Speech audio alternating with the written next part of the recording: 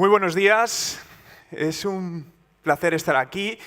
Me presento brevemente, mi nombre es Juan Merodio, llevo dedicándome 20 años al mundo digital, montando negocios y asesorando empresas en la transformación digital y la digitalización de sus negocios, ¿no?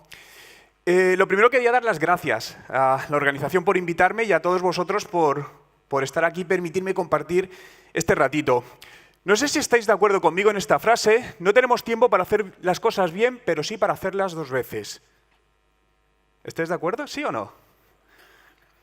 ¿Cuántos de vosotros se ha dado cuenta del error ortográfico que hay en esa frase en la primera lectura? Ser sinceros. Y que levante la mano quien se haya dado cuenta. No tenemos tiempo para hacer las cosas bien, pero sí para hacerlas dos veces.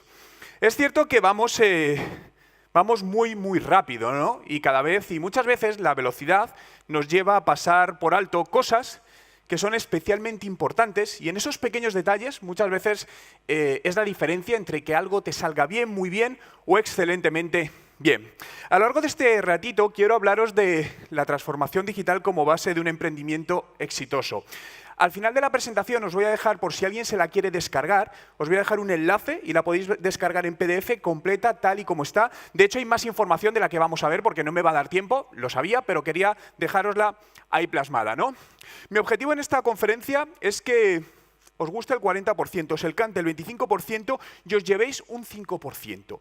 Y ese 5% para cada uno de vosotros será algo totalmente diferente en función de su situación, dónde está, sus recursos, sus objetivos o hacia dónde quiera ir o lo que quiera buscar. ¿Cuántos desde que os habéis levantado esta mañana habéis leído un periódico en papel? ¿Podéis levantar la mano, por favor? Periódico en papel. Bueno, veo un par de manos. ¿Habéis visto la televisión en su formato tradicional de televisión grande? ¿Cuántos habéis visto la televisión lo que llamamos de día? Vale, veo nada, 3, 4 manos. ¿Y cuántos os habéis conectado a algún canal digital? El que sea. Bien, todo el mundo digital, ¿no? Muchas veces no sé por qué relacionamos también el panorama digital con temas de edad, con temas de generaciones. Yo parto de la base de que no creo en las generaciones, generación millennial, generación baby boomer, generación Z, porque al final incluso dentro de esas generaciones hay subgeneraciones. Yo tengo 39 años, yo nací en el año 1980 y teóricamente yo soy millennial, en el borde, pero millennial. Y no tengo nada que ver con los millennials que están en el otro borde, ¿no? Pero la realidad, fijaos, que al final lo que ha permitido todo este mundo digital es facilidad de acceso para llegar a las personas, a nuestros posibles clientes, ¿no?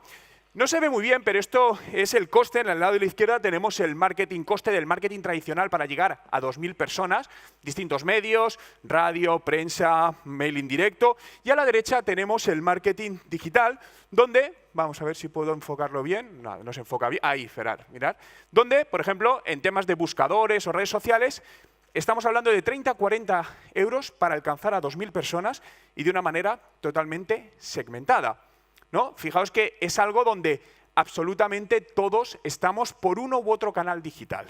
Y ahí tenemos grandes oportunidades para conseguir por lo menos ese primer alcance con el objetivo que sea. No tiene por qué ser venta, contacto, el objetivo que sea, pero tenemos la posibilidad de conseguir ese alcance, ¿no?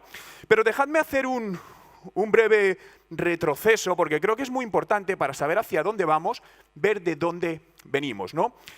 Y intentar muchas veces, creo, algo que por lo menos he aprendido a lo largo de estos años, es que las cosas que mejor nos han funcionado es cuando miramos a sectores que nada tienen que ver con el nuestro. Al final todos tendemos siempre a compararnos con cosas de nuestro sector, pero creerme que analizar, buscar empresas que no tienen nada que ver con vuestro sector y ver cómo podéis traer esas ideas al vuestro. Cuando hemos hecho estas cosas han sido lo que mejor resultado nos ha dado, ¿no? Fijaos que os decía que me quería remontar un poco atrás. Sabéis que estamos viviendo una época desde hace algunos años de disrupción empresarial, donde pues grandes empresas conocidas por de todo el mundo han ido desapareciendo. Y uno de los grandes casos que todos conocéis es la cadena Blockbuster. En el gráfico se puede ver, a ver si consigo enfocarlo un poquito bien, nada, no se consigue ver bien, pero fue en el año 2004 cuando comenzó su caída y el detonante fue Netflix, ¿no? En aquel momento era alguien pequeñito, hizo las cosas de manera diferente. Y un gran monstruo en ese momento como Blockbuster, que tenía un 70% de cuota de mercado mundial, cayó en la bancarrota en poco más de 6 años, ¿no? Y para mí este fue el primer gran caso de lo que ha sucedido y lo que ha ido aconteciendo posteriormente. Tengo que decir, yo tuve la oportunidad de trabajar en un Blockbuster al lado de mi casa cuando era más pequeño, repartiendo cintas VHS en aquel momento, ¿no? Para los millennials del otro lado, pues probablemente es algo que no se ha vivido tanto. Pero fijaos, fue el comienzo de la caída de otras empresas, como conocéis, en el caso de Toys R Us, en el caso de la cadena americana Sears el año pasado, que además, fijaos, este es el gráfico en bolsa de Sears, donde podemos ver que en el año 2006, aproximadamente, bueno, 2007, llegaron a estar a $121 la acción. El dato a día de hoy es $0,28. Si os dais cuenta y cuando analizamos la caída de todas estas grandes compañías, al final siempre hablamos de compañías grandes, esto sucede en pymes, lo que pasa es que las pymes al final no son noticia y no salen, ¿no? Pero si os dais cuenta, la caída normalmente es una caída que es previsible, no es de la noche a la mañana. Es cierto que cada vez esta disrupción es más rápida, pero normalmente, sobre todo en empresas de ciertos tamaños, hay un espacio de tiempo que nos permite detectar y ver esto para hacer los cambios oportunos, ¿no? Pero cuando decimos que un negocio que lleva más de 150 años desaparece a día de hoy, ¿a qué se debe? ¿Cuál creéis que es la razón principal que está haciendo que todo esto pase en todas las industrias? Cambios. Hablaban antes, ¿no?, de adaptación al cambio, pero realmente es no ser capaz de adaptarse a un escenario tecnológico, y lo marco entrecomillado, porque al final la tecnología, de por sí la tecnología no vale, es decir, es la parte de cómo hacemos uso de esa tecnología para conseguir buenos resultados, ¿no? Y este es uno de los últimos casos, también todos los conocéis, del tema turístico, de la empresa Thomas Cook, que llevaban 2 décadas que se estaba viendo venir esto. Por lo tanto, es un tema de no adaptarse a tiempo, ¿no? Porque además, para mí, no sé si estáis de acuerdo conmigo, pero a día de hoy la velocidad es un factor de éxito en los negocios. Es decir, ya no solo es... Para mí hay que cumplir 3 cosas. Tienes lo primero que ser bueno, tienes que aparentarlo y tienes que comunicarlo. Si fallas en una de estas 3 cosas, no estás consiguiendo todos los mejores buenos resultados que podrías llegar a conseguir. Seguro que muchos conocéis esta frase, incluso aquellos que afirman que no podemos hacer nada para cambiar nuestro destino, miran antes de cruzar la calle. Stephen Hawking. Soy un convencido que el 80% de la suerte se busca. Para mí la suerte es estar preparado en el momento que te llega la oportunidad. Nos ha pasado a todos a lo largo de nuestra vida personal, profesional, que se te ha pasado una oportunidad por delante, no la has podido coger por la razón que fuese y siempre decimos, joder, he tenido mala suerte. ¿Cierto o no? ¿De quién es la culpa? ¿Nuestra o del contexto? Normalmente es que no estábamos preparados para tomar en ese momento. Por lo tanto, esta parte de suerte es lo que para mí depende en gran parte de nosotros. Obviamente hay un factor contextual que no podemos controlar, pero que al final es común para todos. Yo lo comparo al final con una partida de póker, ¿no?, donde hay unas cartas en el medio que son las mismas para todos y al final cada uno tiene sus cartas y no gana el que tiene mejores cartas. Pero hay un tema clave y es el pensar diferente. Cuando hablamos de transformación digital, muchas veces se habla de la parte de la web o redes sociales y no tiene nada que ver. Al final es un tema de cómo gestionamos las empresas, los procesos de management. En definitiva, pensar de una manera totalmente diferente. Hay un libro muy bueno, no sé si lo habéis leído, se llama Pensamiento lateral práctico, de Edward de Bono. Es un libro que recomiendo leer porque os ayudará a buscar soluciones a cosas que aparentemente no las tienen y donde a veces nos ha pasado a todos que estamos en reuniones varias personas, tenemos un problema delante, somos 8 personas y nadie da con la solución. Y de repente llega alguien y dice, oye, ¿ya habéis pensado esto? Y todos, ostras, esa es la solución y no la teníamos delante y no la habíamos visto, ¿no? Y eso es pensamiento lateral práctico. Fijaos, la importancia de pensar diferente. ¿Cuál es la salvación o la clave de la salvación de los negocios en la era digital? Y esto lleva inventado desde antes del año 1950, cuando obviamente lo digital no existía. Y es la llamada destrucción creativa, que acuñó un famoso autor en el año concreto 1942 y que literalmente describe el proceso de innovación que tiene lugar en una economía de mercado en la que los nuevos productos destruyen viejas empresas y modelos de negocio. Justamente es lo que estamos viviendo ahora mismo. Y la solución radica en esta, insisto, en esta sencilla frase que lleva inventada muchísimos años, ¿no? Pero creo que es muy importante preguntarnos, hacernos cierta autorreflexión en este sentido. ¿5 años es mucho tiempo? ¿Los últimos 5 años han cambiado mucho vuestras vidas? ¿Sí o no? ¿Y pasa rápido? Enormemente rápido. Fijaos, para mí es un marco muy importante porque lo que suceda en los próximos 3 o 5 años dependerá de lo que empecéis a hacer hoy. Porque al final, aunque cada vez todo es más rápido, pero todo necesita de cierta atracción, cierta inercia para coger sentido. Primera pregunta, ¿dónde vas a estar en 5 años? ¿Estarás en el mismo sitio donde estás hoy? Probablemente no. ¿Dónde estará tu empresa? ¿Estará en el mismo lugar? Acordaros de Blockbuster, fueron 6 años. Insisto, esto al final depende en gran parte de nosotros. ¿Sabes cómo tomar ventaja respecto a tu competencia? ¿Sabes cómo se mueve este nuevo mundo? ¿Dónde estará tu cliente en 5 años? ¿En el mismo sitio que está hoy? ¿Quién será tu cliente en los próximos 5 años? Mucho cuidado con esto, porque personas que hoy no son nuestros clientes, personas que pueden tener, me invento, 14 años, en 5 años lo pueden ser. Y tienen una manera de ver las cosas totalmente diferente. Por lo que siempre debemos planear varios escenarios. Un escenario cortoplacista, un escenario a medio plazo, un escenario a largo plazo y un escenario a muy largo plazo. De hecho, os digo, yo personalmente tenemos uno de los escenarios que siempre trabajamos con plazos a 10 años. Que no sabes muy bien por dónde va a ir y podemos meterlo en un plazo en algo como de I+D+I, pero más o menos, pero decimos, vale, en 10 años, ¿quiénes van a ser nuestros clientes? Pues probablemente chicos que hoy tienen 12 años. Pero ya tenemos que pensar en ellos para que cuando lleguen estemos preparados, porque si no, el tiempo te va a comer y no vas a tener tiempo de hacer ese cambio, ¿no? Pero la pregunta más importante, ¿qué estás haciendo para dar respuesta a estas preguntas? Al final, el día a día, lo veíamos al principio, nos come en cierta manera, ¿no? Es decir, todos escuchamos la frase y le hemos dicho en muchas ocasiones, no me da la vida. Y vamos angustiados, pero muchas veces el parar, el dedicarte unos minutos, unos días a pensar lo que necesites, créeme que lo que te ayuda es coger fuerza, dar un paso para atrás para hacer un salto para adelante mucho más potente, ¿no? Fijaos, esta es una empresa que conozco por un tema personal, es una empresa de Madrid, es una empresa que crea pasta de tomate. Y quiero que me digáis vuestra opinión en cuanto a su presencia digital, ¿no? Al final, el objetivo del mundo digital para cada empresa es distinto, no tiene por qué ser venta. En muchísimas empresas el objetivo es meramente de presencia y de autoridad o confianza. Porque cada vez, cuando hacemos negocios con otras empresas o con otras personas, lo que hacemos es buscar en Internet y en función de la imagen que te transmite, muchas veces decides contactar o no contactar a una empresa. Mucho cuidado en extrapolar cosas que hacemos nosotros. Yo es que no hago esto. Pero que yo no haga esto no significa que otras personas no lo hagan, ¿no? Fijaos que cuando busco a esta empresa, esta es la página web. ¿Qué os parece? ¿Os da confianza o no? ¿Os gusta o no? ¿No? ¿Por qué? ¿Está el dueño de la empresa aquí?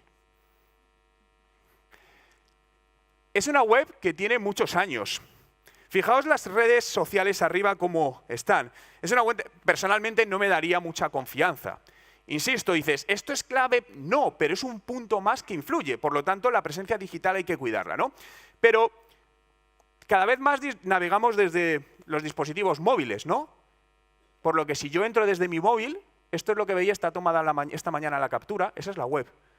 No está adaptada a un dispositivo móvil, lo cual ya me dificulta navegación o si quiero buscar un contacto. Créeme que puede parecer algo, un detalle que dices, no tiene importancia, pero realmente la tiene. Además, cuando entro en su zona de noticias, la última noticia es de octubre del año 2013. ¿Os daría confianza? Acordaos lo que os decía, tienes que ser bueno, tienes que aparentarlo y tienes que comunicarlo. Puede ser el mejor de todos, pero si no lo estás aparentando, todo ese gran trabajo que estás haciendo lo puedes tirar por tierra muy rápidamente. Pero si me voy a redes sociales, este es su Instagram, última actualización en el año 2014. Esto es su enlace a Google+, que desapareció hace más de un año, por cierto. Esto es YouTube, el último vídeo, hace 5 años subido. Esto es Twitter, el último Twitter en el año 2014. Y esto es Facebook, igual, en el año 2014. ¿Creéis que esto puede, en determinado momento, condicionar un negocio? Totalmente. Y al final, mantener una mínima presencia digital a día de hoy es muy importante. Insisto, cuidado con los errores subjetivos de yo no le doy importancia, yo no lo hago, porque hay otras personas que sí lo hacen, ¿no? Por lo que para mí hay una cosa muy importante sobre todo y es ¿qué te hace diferente? ¿Por qué te tienen que comprar a ti, tienen que hacer el negocio contigo en lugar de con tu competencia? ¿Cuál es tu valor diferencial? ¿Alguien conoce la estatua de Charles La Trobe en La Trobe University en Australia? Es esta. ¿Le veis algo raro? Está dada la vuelta. Pero es una estatua normal. Tiene su base y su señor de bronce encima. Solo un cambio, un giro de 180 grados que la hace diferente. Y eso hace que esta estatua se haya hecho famosa en el mundo y que haya detractores, haya gente que diga, joder, qué vergüenza hacer esto en estatua. Pero hay un montón de gente que le encanta. Va y la fotografía. Pensar diferente, hacer las cosas diferentes. Si os diesen una sola oportunidad de hacer una pregunta a una de estas 6 personas, ¿a quién se la haríais? Yo al de naranja. ¿Estamos de acuerdo? ¿Por qué? Es distinto. Para mí, esto es una metáfora, una analogía de lo que sucede en la mayor parte de las industrias empresariales, o empresas, o negocios, o sectores, que más o menos, y voy a hablar general, más o menos ofrecemos lo mismo, etcétera, etcétera. Entonces, mi pregunta es, desde el otro lado, ¿por qué te tengo que elegir a ti en lugar de a ti? Haz algo diferente. Eso conlleva también que haya ciertas personas que no le puedes gustar. Bien, perfecto, pero es que parto de la base de que no se puede gustar a todo el mundo. Y cuando intentas gustar a todo el mundo, generas un problema. Y además el ser humano tendemos a fijarnos más en lo negativo que en lo positivo. Es decir, has podido hacer cualquier cosa y te vienen 20 personas y dicen, ¡guau, enhorabuena, genial, tal! Y te viene una y dice, eres un desgraciado, qué mal lo has hecho. ¿Con cuál te quedas? Con la negativa. Y te tiras 2 malditos días fastidiado por eso. Si cambiases y me voy a enfocar en esa persona, te equivocarías porque estarías dejando de satisfacer a otras 20, ¿no? Esta imagen, no sé si la habéis visto, a mí me encanta. Porque dicen que esto es lo que sucedería si hoy se hundiese el Titanic. Cierto. Estamos viendo cómo en los últimos años, ante desgracias muy grandes que han pasado en el mundo, se criticaba a muchas personas porque en lugar de ayudar a las personas que necesitaban ayuda en ese momento, las personas que estaban ahí se dedicaban a grabar con sus móviles lo que estaba sucediendo. Esto tiene un componente más sociológico, no voy a entrar en ello, pero las redes sociales al final tienen un fuerte componente sociológico. No es otra cosa que otra extensión del comportamiento humano, ¿no? Pero cuando hablamos de esta transformación digital, yo la defino como el rediseño de modelos de negocio y procesos en la empresa con el fin de crear un valor añadido a los empleados y a los clientes en una economía digital caótica. Y digo empleados y clientes. ¿Por qué? Casi, no sé si por igual o casi por igual, porque realmente al final obviamente necesitamos clientes, pero lo que consiga tu empresa no lo vas a conseguir nunca tú solo. Necesitas de gente que se rodee, que esté contigo.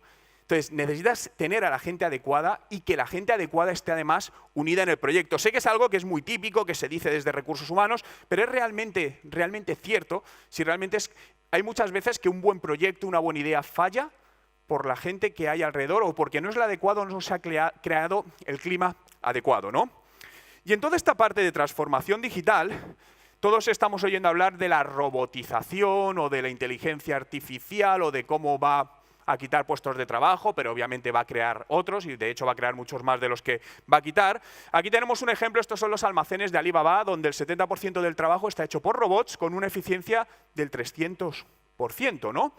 Pero cada vez más es algo que vamos a ir viendo absolutamente en todas las industrias, donde al igual que ha habido otras revoluciones en el pasado, desde la revolución industrial, vivimos una revolución tecnológica que obviamente no ha hecho más que empezar el principio de un gran cambio. Para mí no estamos más que al principio de un cambio de era, donde van a llegar muchas más cosas que ya nos están rondando, tecnología blockchain, inteligencia artificial, y todo ello combinado con todo tipo de tecnologías que muchas de ellas están ahora en fases, digamos, experimentales, pero que lo que van a hacer es que van a obligarnos a los negocios a tener que ser mucho más competitivos en todo este mundo, ¿no? Pero claro, muchas veces me voy a ir al plano de la pequeña empresa, micropyme, decimos, vale, la automatización está muy bien, pero muchas de estas cosas a día de hoy requieren grandes inversiones que obviamente no todas las empresas pueden hacer frente a ello, ¿no? Pero lo que quiero transmitir con esto no es en sí la tecnología, sino el pensar en procesos de automatización en las empresas como procesos de mejora de la productividad y la eficiencia en distintas ramas. Es decir, puede ser en la rama de contabilidad, de ventas, de marketing, de atención al cliente, lo que queráis. Es decir, y es algo que a día de hoy para distintas cosas está accesible a cualquier empresa. Esto que os estoy mostrando aquí, esto es una empresa inmobiliaria y lo que estáis viendo a la derecha es algo tan sencillo como un chat donde hay una persona que está atendiendo a otra. Esa persona que está atendiendo a otra es un robot. Os puedo asegurar que en el 99,9% de los casos nadie se da cuenta que lo que hay detrás ahí contestando es un robot. Esa es una herramienta que el coste son de 10 euros al mes, que es asumible prácticamente, diría, por cualquier empresa. Y lo que hace es mejorar procesos, porque al final lo que nos permite en muchos casos es filtrar cierto volumen de información para lo que sea, insisto, esto se puede aplicar a muchas cosas y que no haya intervención humana y automáticamente eso se redirija a las personas oportunas para que no les consuman tiempo en aquello que no debe consumir porque no es tan productivo en ese momento, ¿no? Fijaos que cuando se habla de marketing, y no voy a meter ya la palabra digital, pero cuando se habla de marketing muchas veces se relaciona con publicidad, con anuncios, con redes sociales. Pero para mí marketing es enfocarse en tu cliente. Es la base, de hecho, para mí la base de cualquier negocio es marketing y finanzas. Necesitas las dos cosas. Si una de las dos te fallas, créeme que tienes un serio problema. ¿Es importante enfocarse en el cliente? Por supuesto. Es algo totalmente necesario. Porque al final es lo que, gracias a nuestros clientes, obviamente las empresas pueden crecer, subsistir y seguir adelante, ¿no? Innovación significa pensar qué es lo mejor para ellos. Y transformación no es otra cosa que aplicar lo anterior. Esta transformación digital al final se ha convertido más en como un nombre que se pone de moda para las empresas, pero es algo que no tiene principio y fin, es una constante.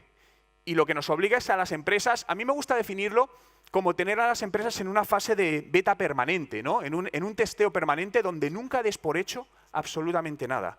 Porque incluso lo que te funciona bien hoy, en muy poco tiempo, deja de funcionar. De hecho, cuando analizamos la hegemonía de las empresas en los últimos años, es brutal cómo se ha reducido el periodo que una empresa es líder en su mercado.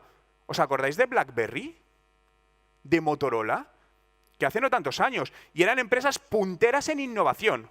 Y en cuestión de 5, 6, 7 años, no se ha sabido nada absolutamente de ellas. Por lo tanto, esta velocidad tiene su parte positiva, pero obviamente tiene una parte que no es tan positiva, ¿no? Por lo que al final esta transformación digital debe estar en el ADN de cualquier emprendedor, de cualquier empresario. Es un tema, insisto, de mentalidad. Y luego esa mentalidad la aplicamos a cómo gestionamos, cómo armamos un negocio y cómo llevamos el día a día de un negocio. No tiene nada que ver con estar en redes sociales, con web, etcétera, etcétera. Esas son herramientas que nos van a ayudar a cumplir misiones concretas, ¿no?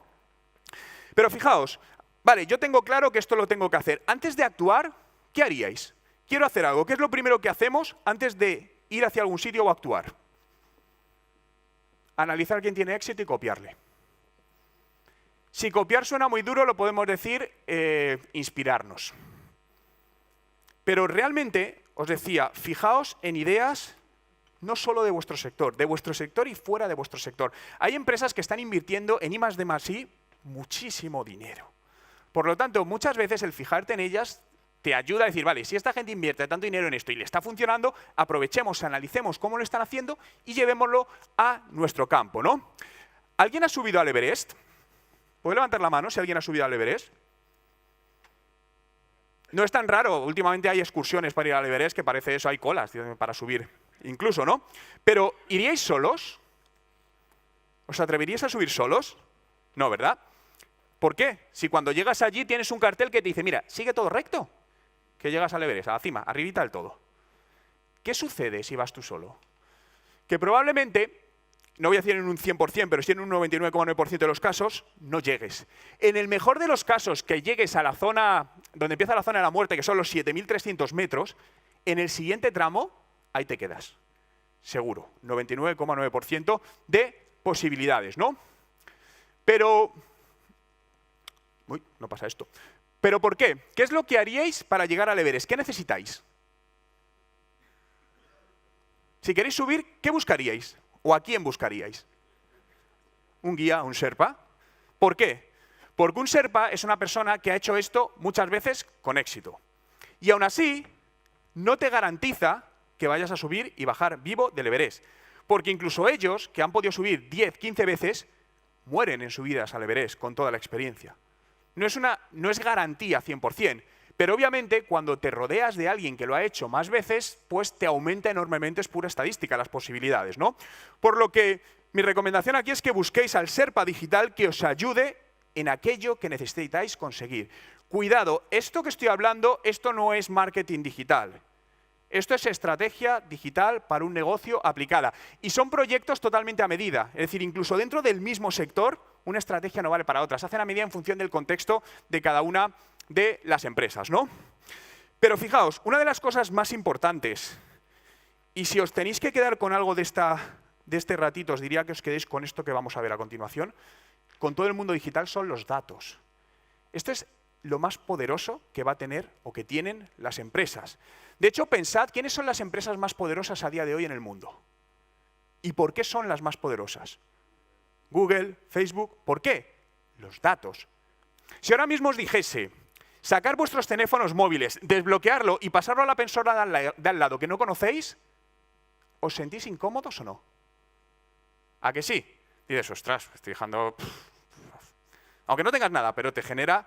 Los datos es el mayor activo. De hecho, al final, los datos son las líneas por donde tienes que ir para tener éxito. Ahí están escondidas. Está escondido lo que tienes que hacer. Es saber cómo interpretar todo eso. De hecho, para mí la base del éxito es falla rápido y falla barato. Consigue esto. Si consigues fallar rápido y barato, consigues el éxito. Porque fallar vas a fallar, seguro. Y si no fallas, créeme que tienes un serio problema. Porque es que no estás haciendo nada. Para mí la innovación es como una ecuación matemática muy simple. Si tú das 3 pasos adelante y retrocedes 2, es que has avanzado 1. Si tú no das 3 pasos adelante, indirectamente lo que vas a hacer es estar retrocediendo, hasta llegar a un punto de no retorno. Y ese es donde es un punto que no hay vuelta atrás, ¿no?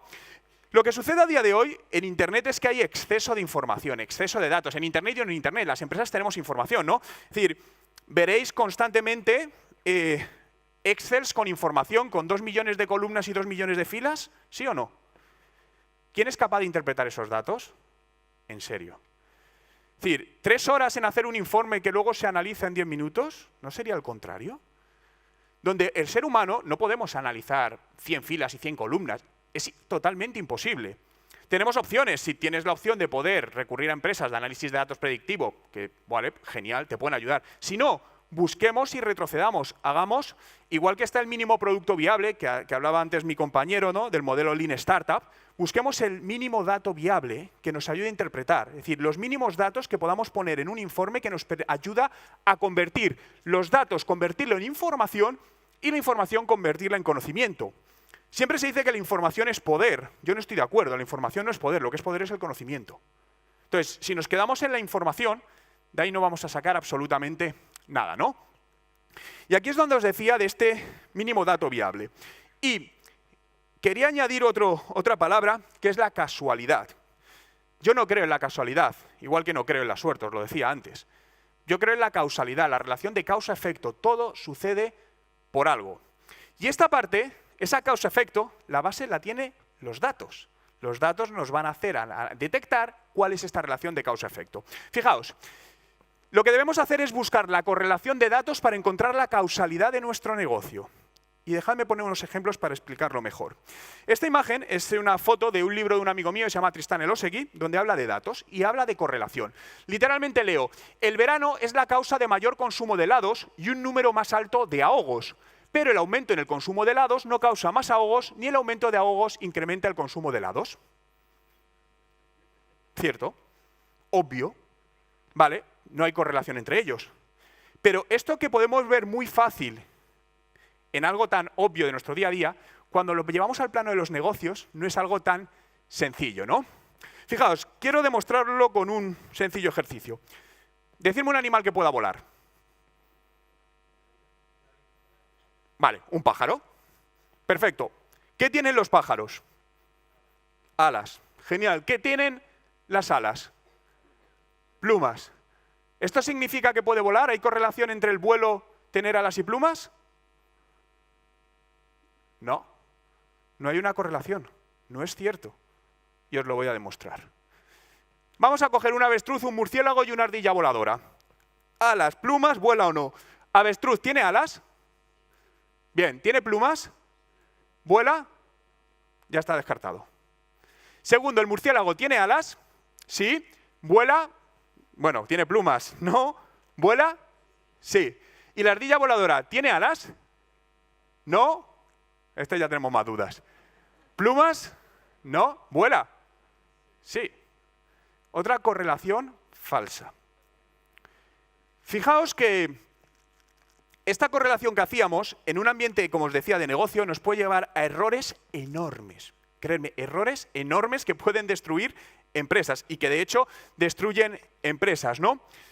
Y este ejemplo, al final lo que tenemos que buscar es la correlación que hace que un animal vuele. ¿Cuál es la razón? Y no es por las alas y las plumas. De hecho, acordaros que el ser humano lleva intentando volar como los animales, como los pájaros, durante muchos años fracasando. Nunca lo han conseguido. ¿Por qué? Porque se fijaban en el lado equivocado, en la correlación equivocada.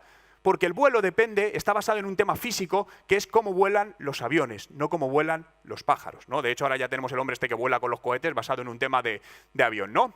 Por lo que debemos hacer es centrarnos en la causa que hace que el cliente nos compre y crear misiones con el objetivo real que genera esa compra.